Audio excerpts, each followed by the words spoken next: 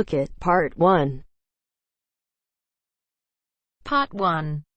You'll hear a conversation between two students in the dining hall of the college.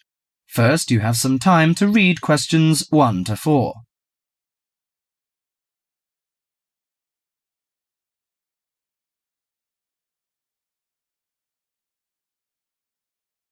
Now listen carefully to the conversation and answer questions 1 to 4.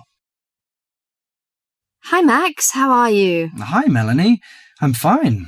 In fact, I'm preparing the coming holidays and I want to have a car tour with my friends. That sounds lovely. How is your preparation? Well, I haven't begun yet because I'm not quite sure how to rent a car and what the expense is like and something like this. Ha, you've run into the right person. I did the same last holiday and I can recommend it to you.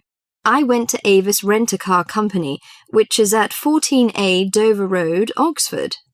Let me write it down. Is it DOVER? Yes, and the telephone number is 634-0963.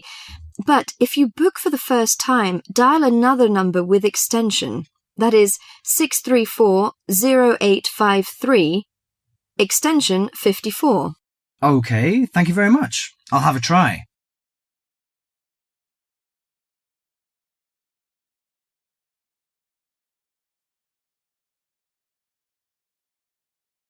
Before you hear the rest of the conversation, you have some time to read questions 5 to 10.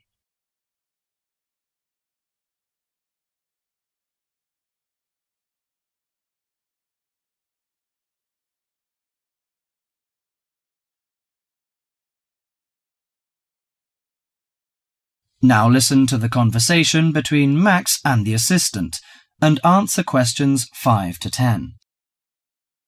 Good morning, Avis Rent-A-Car Company. How can I help you? Hi, I want to book a car for tour. I want to inquire some information about the grade of the cars and the prices. No problem. We offer a wide selection of rental cars to choose from luxury car to economy car, compact car, minivan, and pickup truck. Well, luxury car is obviously out of my price range, but compact or economy is not big enough. You know, we have 7 persons together. Well, how about a minivan? It's perfect for road trips and will make your journey feel like you're in a living room on wheels. I think that's good. Well, what does it feature? I mean, what facilities does it have? Unlike most minivans with manual transmission, the rental minivan cars have feature automatic transmission, air conditioning, and AM/FM stereo. If you drive a long, smooth way, you can use the cruise control, which will save you a lot of energy. Good. How much is the price? If you rent an intermediate one, it will cost you £55 each day. If it is standard, the cost is £45 per day. I think the standard is enough. Oh, we have a special 50% discount for weekends, from Friday to Sunday. But that doesn't apply to tax, recovery fees, and optional services. Well, what are the optional services? Well, they usually include some extra facilities, like first aid kit or something like that. I know. We plan to start off on Friday, so we have to prepare 1 day in advance. I want to book from 30th of April, which is Thursday, and it will end next Monday. Okay. Could you leave your name and the driving license number? My name is Max, and the license number is M9021. Okay. You can pick up the car on Thursday noon. Besides, we offer some optional services like street maps, flashlight, and sunsheet. What would you like to have? Flashlight is not necessary, I think. But street maps are useful, especially when we drive in a strange place. As for the sunsheet, I'd like to give that a miss. We don't want to spend too much extra money. Okay, Mr. Max, thank you for calling.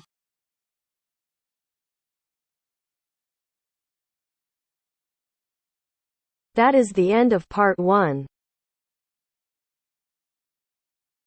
You now have half a minute to check your answers.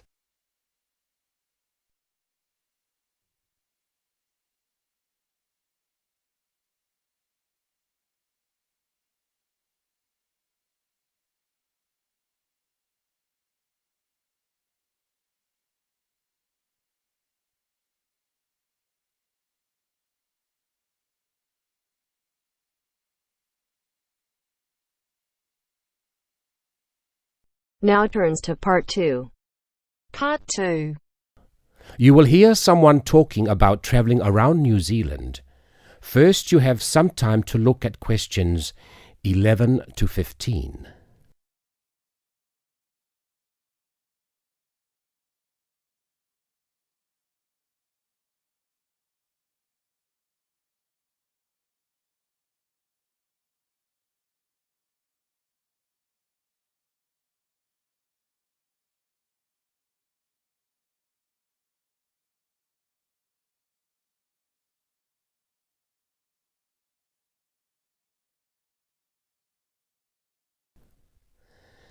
Now listen and answer questions 11 to 15. When thinking about beautiful countryside or stunning views, it has long been accepted that Australia and New Zealand have few equals. What is perhaps slightly less well known is what these countries can offer to the avid train enthusiast. Both countries have railways which pass through breathtaking scenery in the utmost of comfort.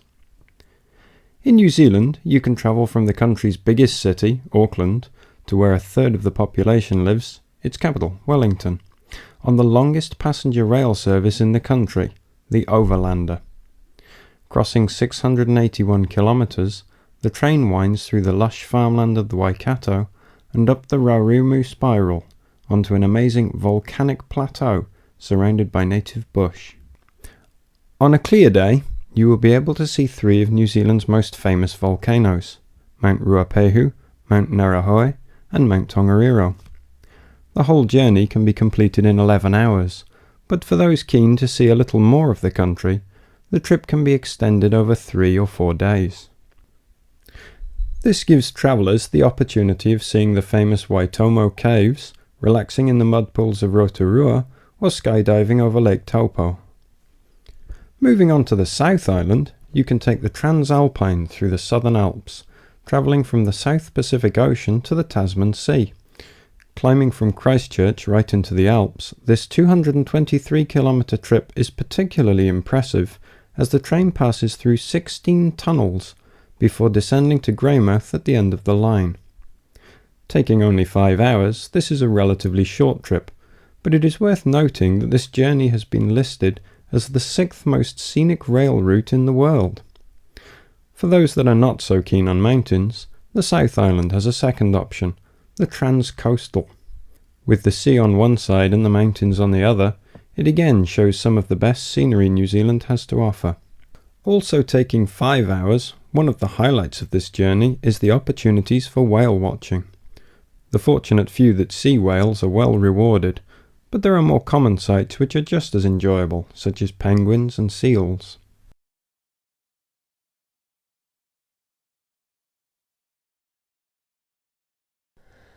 Before you hear the rest of the recording, you have some time to look at questions 16 to 20.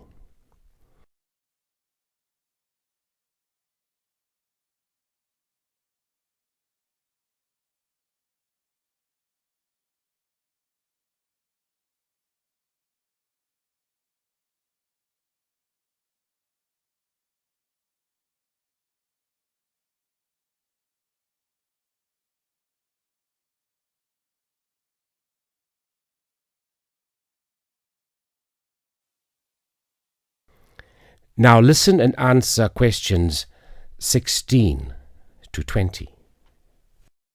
Although these 3 train journeys are undeniably breathtaking, some travellers prefer the longer journeys on offer in Australia.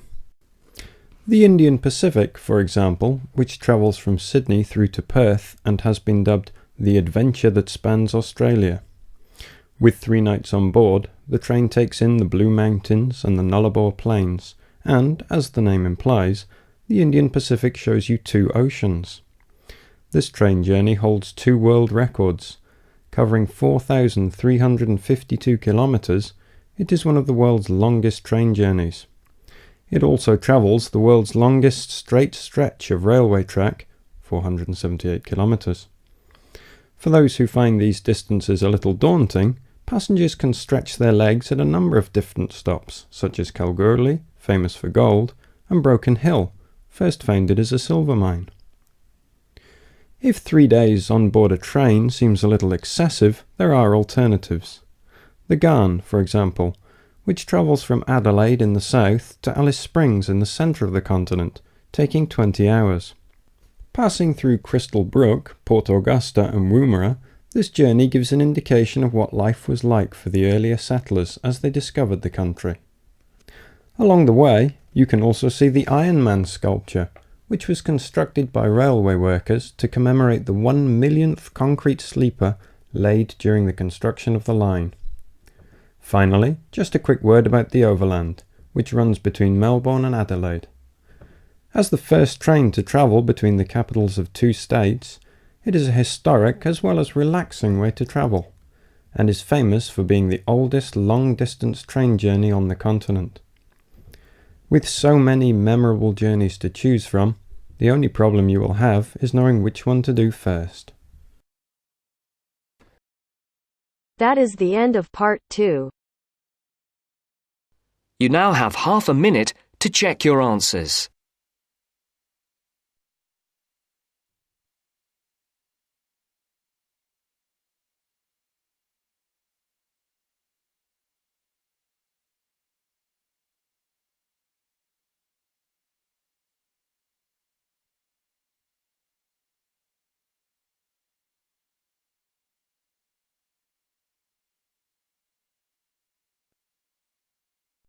Now turns to part 3. Part 3. You will hear a discussion between 3 students, David, Joseph, and Carrie. In the first part of the discussion, they will be talking about lounges in different school buildings on campus. First, look at questions 21 to 24.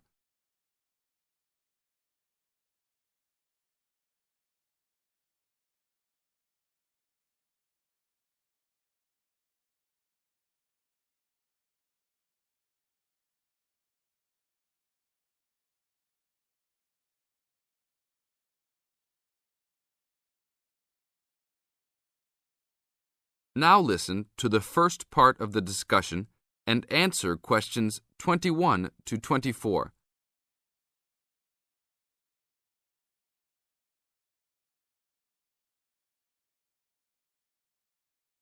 Hey, Joseph. Long time no see. How's it going? Oh, hey, David. It's going fine. I'm a little overwhelmed with all these new courses, but I'm hanging in there. Have you met my girlfriend, Carrie? No. Hi, Carrie. Hi, David. Joseph told me about you. You two had quite the time last semester in European history, I hear. Yeah, we like to hang out after class. Now it's a little harder, though. Lounges aren't as good as they were back there in Wilson Hall. Yeah, they had chairs, couches, and tables to put your stuff on. And that lounge was full. There must have been 25 seats in there. Really? The lounge in Jones Hall, where I have my communications course, only has about 10 chairs. It's awful. We all just stand around or leave. I wish we could hang out more. Well, Agriculture Hall is next door. Their lounge is on the first floor, and it has couches. I think there are about 6 of them, and they're comfortable and hardly used at all. That's not a good idea. Thanks. But don't go to lounge at Skidmore Hall. I don't even know why they call it a lounge. It's just 4 chairs in the corner of the main walkway. In the second part of the discussion, David, Joseph, and Carrie continue talking about conducting a survey. Before you hear the rest of the talk, you have some time to look at questions 25 to 30.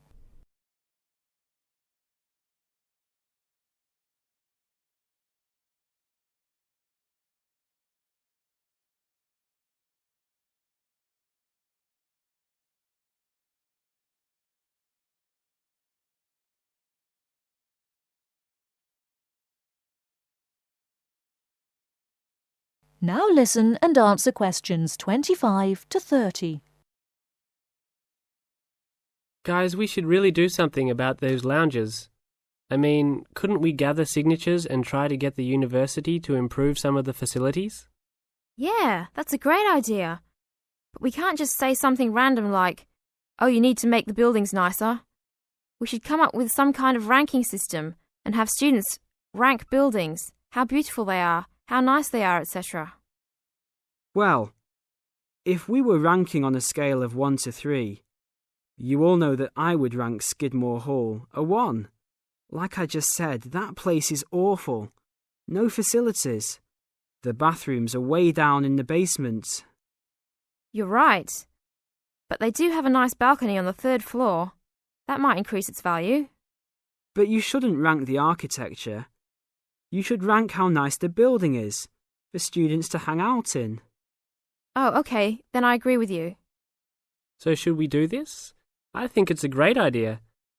But let's try it ourselves on a couple buildings so that we can work out any bugs in it. I think Wilson Hall is the best. Sure, but we've already begun. We will give a building 1 point if it has poor facilities, not enough chairs and no vending machines, that kind of thing. And give a building 2 points if it is okay or acceptable. We can rank buildings that we really like as having 3 points. So like Joseph said, I think Wilson Hall is the best. It should have 3 points for sure. And Skidmore has a 1. Now what other buildings should we rank? How about Merris Hall? No, they're not done with that one yet. But it looks like that will be a good place to hang out. How about Agriculture Hall? You said something about that hall a bit earlier. Oh yeah, they have that lounge with couches that no one uses. But that might indicate that people don't hang out there for other reasons. They don't have any drink machines. That's why I never go there. Oh, well, then I think it's an average building. Let's give it the middle ranking. I agree. It could be improved slightly, but it's got a couple of nice features. I like that lounge in that 3rd floor, for example, but the stairs are too short. I always trip when I'm walking up them. This ranking is getting complex. Okay, one building we haven't talked about is Canton Hall. What do you guys think of Canton? Is that next to the law building? Yep. It's got this excellent connecting corridor with chairs and desks to relax and work at. The cafeteria there is great too. I think that place is just as good as Wilson. Well, I've only been there once, and didn't know that was what it was called. It was kind of confusing, and it's kind of far for me to go, but I liked it. So I'll give it the middle ranking. 2 points because it had nice facilities, but a poor and confusing layout. Oh, Joseph, you like Canton Hall? I hate that place. It's so mechanical, cold and impersonal. The furniture is nice, sure, but it's the last place on campus I would go to. I give it a 1. Interesting. Well, let's write this little survey up and start passing it around. I don't have time to type it up. Can you?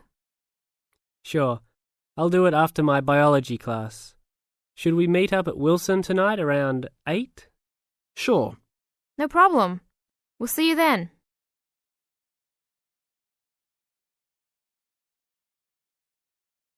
That is the end of part 3. You now have half a minute to check your answers.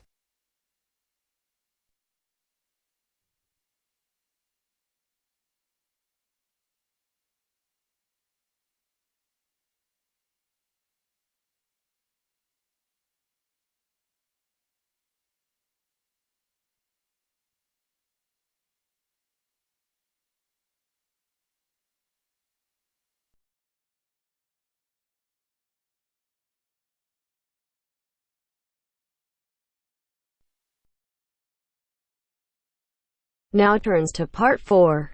Part 4. You will hear a tutor giving some business students instructions about a finance project. You now have 30 seconds to read questions 31 to 36.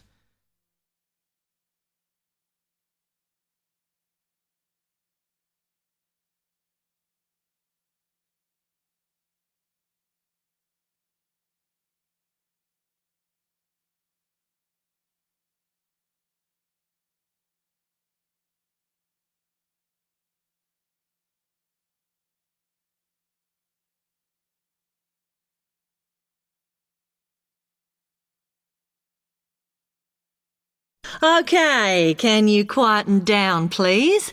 Now, today I'm going to talk to you about your assignment.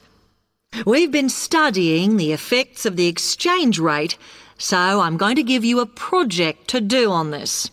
Right, can you make some notes while I'm talking? The first thing that I'd like you to do in order to prepare this is to select where you're interested in. I mean, which country, and therefore which currency you're going to be operating in. Okay, now the purpose of the project is to make money, and I'm hoping some of you will make a significant amount. So, I want you to suppose that you have £100 that you will have to invest purely in the rises and falls of the exchange system. In other words, you'll be trying to predict rates. This is a project that you'll be doing together, but before you work together, you'll have to go off and research what you need to know about the economy of that country and how well it's doing or is expected to do in the near future. You could all make up a little information sheet with your notes on, clearly legible, because then I want you to get together, we can do that next week, and to go round and read about each other's countries. When you see how well or badly each country is doing, I want you to decide what your exchange rate is going to be against all the other currencies. After that is all sorted, what you're going to do is go round the other students and attempt to sell your money to the others. Remember, this will depend on the success of your country's economy and the rate you fixed for your currency. Now, you're not allowed to just swap currencies with each other, but you may wish to buy from the other countries. But you must do a proper transaction. All the way through this, you must keep your accounts properly for each transaction. I'll give you 1 week to do this, and then we will set a time for the deals to finish, a bit like the stock exchange. And at that point, I will ask you to calculate how much you have made. Is that clear? You now have 30 seconds to read questions 37 to 40.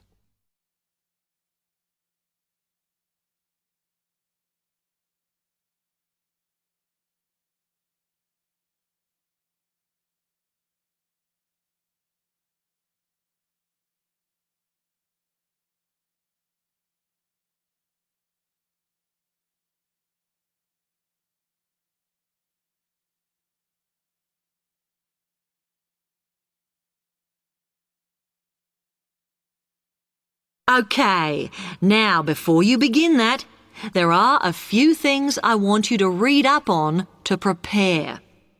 You need to look at the economies of the UK's main trading partners. I don't mean all of them, because that would be over 80, but just the 29 principal ones. There are summaries in the last 3 books on the book list I've given you. And so that you can practice applying the criteria on assessment I gave you, I'd then like you to focus just on one sector across all the countries. The most common one across every country is farming. But as much agricultural produce is for domestic consumption, I'd like you to look at manufacturing. Then I would like you to do a detailed investigation of one particular aspect. I was going to give you a choice, but I think as we've just started the course, it's better if we all look at the same thing and then we can discuss it in the seminars. So the thing I'd like you all to look at is fluctuations in import prices.